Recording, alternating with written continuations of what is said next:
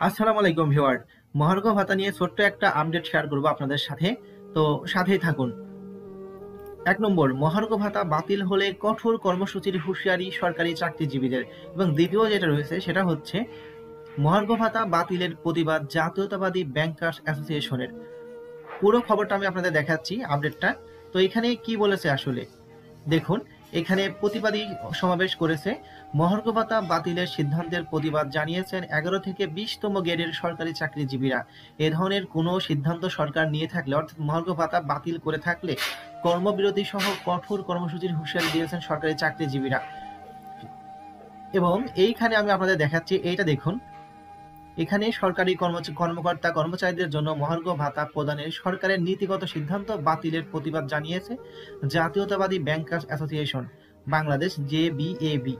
তো আপনারা বুঝতেই পারছেন সরকার কিন্তু অনেক চাপে আছে, এবং চাপে কেন থাকবে না বা কেনই বা চাপ দেওয়া হবে না। এখন বর্তমান যে অর্থনীতির অবস্থা, দ্রব্যমূল্যের ঊর্ধ্বগতি, সেক্ষেত্রে আমার মনে হয় কোনোভাবেই যদি মহার্ঘ ভাতা না দেয় তাহলে তো চলা মুশকিল। একটা চাকরিজীবীর পক্ষে কয় টাকা বেতন পায়? এই অর্থনীতির যুগে চলা খুবই কঠিন হয়ে যায় একজন সরকারি চাকরিজীবীর জন্য আসলে। তো এখানে আগামী ৩১ জানুয়ারির মধ্যে মহার্ঘ ভাতা দেওয়ার নিশ্চয়তা না পেলে ৭ ফেব্রুয়ারি কেন্দ্রীয় শহীদ মিনারে মহাসমাবেশের ঘোষণা দিয়েছে সরকারি চাকরিজীবী ফোরাম।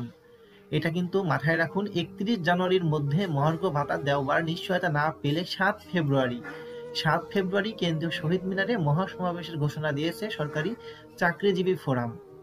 প্রতিবাদী অবস্থান কর্মসূচিতে বক্তারা অবিলম্বে বৈষম্যমুক্ত নবম পে স্কেল দেওয়ার জন্য পে কমিশন গঠনের দাবি জানান। একই সঙ্গে যে সকল কর্মচারী বেতন স্কেলের শেষ ধাপে চলে গেছেন তাদের বার্ষিক বেতন বৃদ্ধি চলমান রাখার আহ্বান জানানো হয়। অবস্থান কর্মসূচিতে বক্তারা বলেন, গত ৭ বছর ধরে বৈষম্যমুক্ত পে স্কেলের দাবিতে আন্দোলনের পরে বৈষম্য বিরোধী সরকার মহার্ঘ ভাতা প্রদানের কমিটি গঠন করেছে, যার ফলে কর্মচারীরা আশার আলো দেখছিল।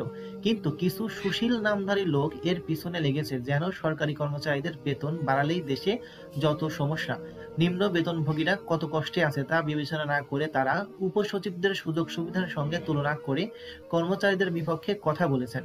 ১১ থেকে ২০তম গ্রেডের সরকারি চাকরিজীবী ফোরামের সাধারণ সম্পাদক ও সমন্বয়ক মোহাম্মদ মাহমুদুল হাসান বলেন, আমরা পত্রিকার মাধ্যমে জানতে পারলাম এখন আর মহার্ঘ ভাতা দেওয়া হবে না। যদি এ ধরনের কোনো পদক্ষেপ নেওয়া হয় তাহলে কঠোর কর্মসূচি ঘোষণা করা হবে। প্রয়োজনে সারা দেশে কর্মবিরতির মতো কর্মসূচি ঘোষণা করা হবে।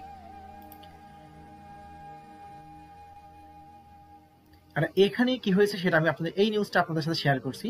জেবিএবির পক্ষ থেকে এক প্রতিবাদ লিপিতে জানানো হয়, গত জানুয়ারি মাসে দ্রব্যমূল্যের ঊর্ধ্বগতির প্রেক্ষাপটে সরকার এ মহার্ঘ ভাতা প্রদানের নীতিগত সিদ্ধান্ত নেয়, তবে কিছু কুচক্রী মহলের চাপে সরকার সেই সিদ্ধান্ত থেকে সরে আসে। তাহলে বোঝাই যাচ্ছে সরকার কিছু লোকের, মানে কুচক্রী লোকের এখানে হচ্ছে চাপে মূলত মহার্ঘ ভাতা দেওয়ার সবকিছু ঠিক করার পরও ওখান থেকে সরে এসেছে।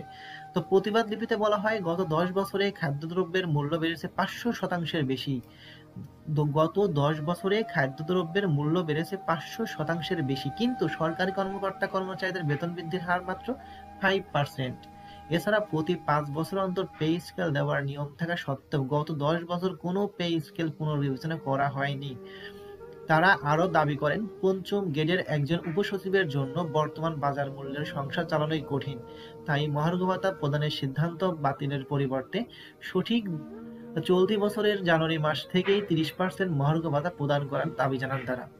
এই ছিল আজকের আপডেট। এরকম আপডেট নিয়মিত পেতে আমাদের চ্যানেলটি সাবস্ক্রাইব করে পাশেই থাকুন।